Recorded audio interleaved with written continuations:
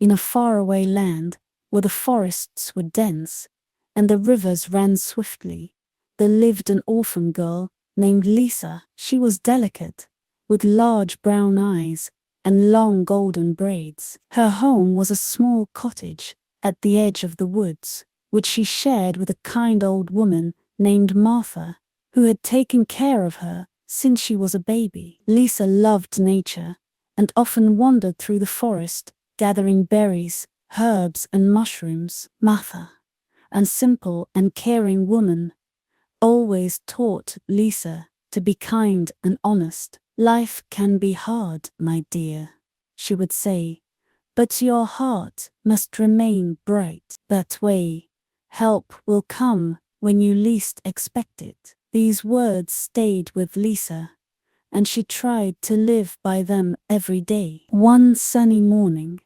Martha asked Lisa to go pick mushrooms.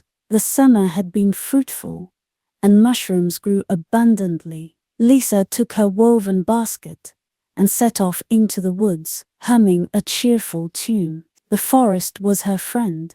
She knew its paths and scents as well as the back of her hand. But this time, something went wrong. Lisa became so absorbed in collecting mushrooms that she didn't realize how far she had wandered from the familiar trail. Her basket was filled with fragrant porcini and chanterelles, but when she decided to head back, everything around her looked unfamiliar. "Don't panic," Lisa whispered to herself.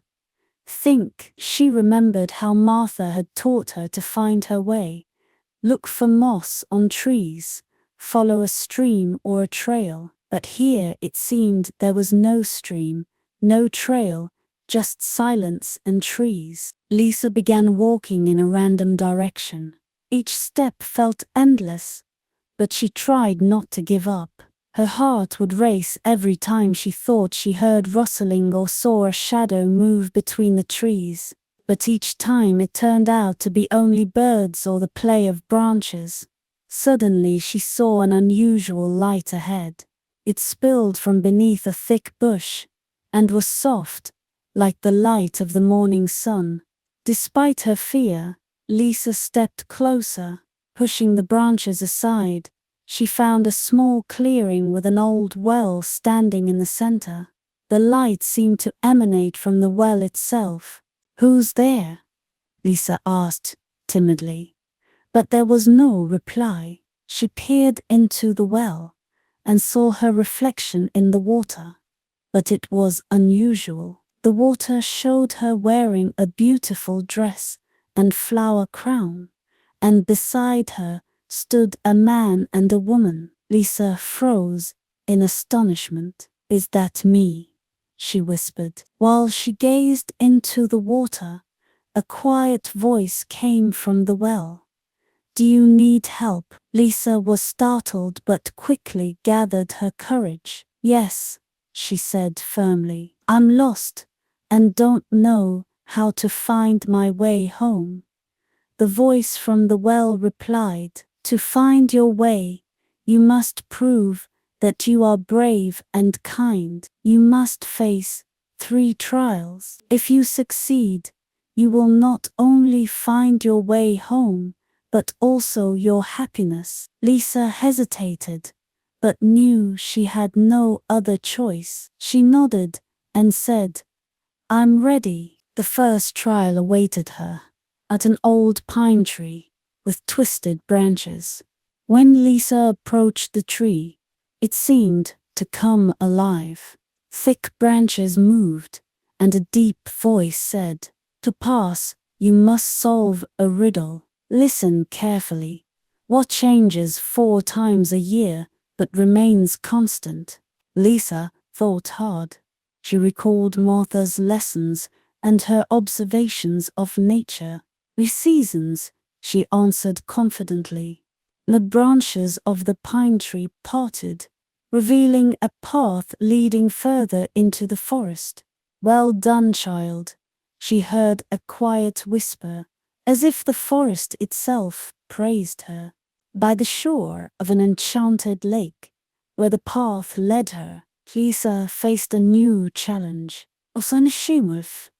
She heard a faint moan and discovered an injured bird with a bloodied wing. Without hesitation, Lisa bound its wing with herbs she found nearby. The bird, now strengthened, looked at Lisa with shining eyes and spoke in a human voice.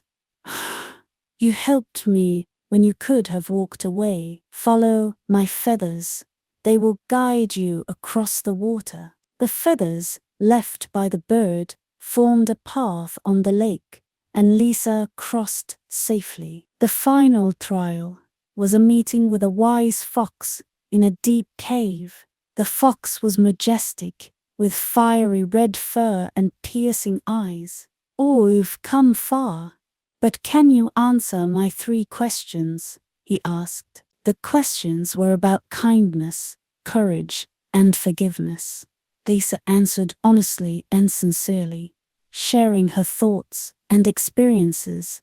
Pleased with her answers, the fox said, "You are worthy of finding what you seek." He revealed a hidden exit from the cave that led back to the edge of the forest. When Lisa emerged from the cave, she was greeted by the rising sun, which lit a familiar path to her home. She could hear birds singing and feel the warmth of the sun on her face. Outside the cottage, Martha was waiting for her, but standing beside Martha were 2 strangers, a man and a woman. Lisa froze, recognizing them from her vision in the well, and the well, they were her parents. They explained how they had searched for her for many years after losing her as a baby. All this time, Martha had cared for her until they found their way to this forest. Reunited at last, Lisa ran into her parents' arms. Tears of joy were shed as they hugged her tightly, expressing how much they had missed her. The family thanked Martha for her kindness and care. "Since you saw a baby as a day," said Martha, smiled warmly.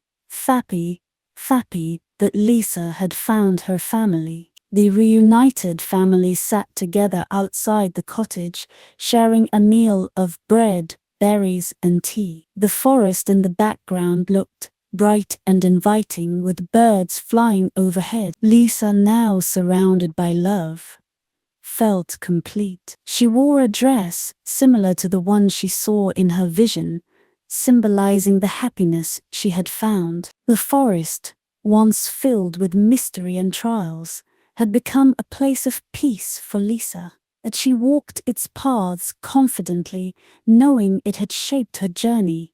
Lisa stood at the edge of the forest, smiling as she looked at the life she had reclaimed. The cottage and forest behind her radiated peace and magic, a true home at last.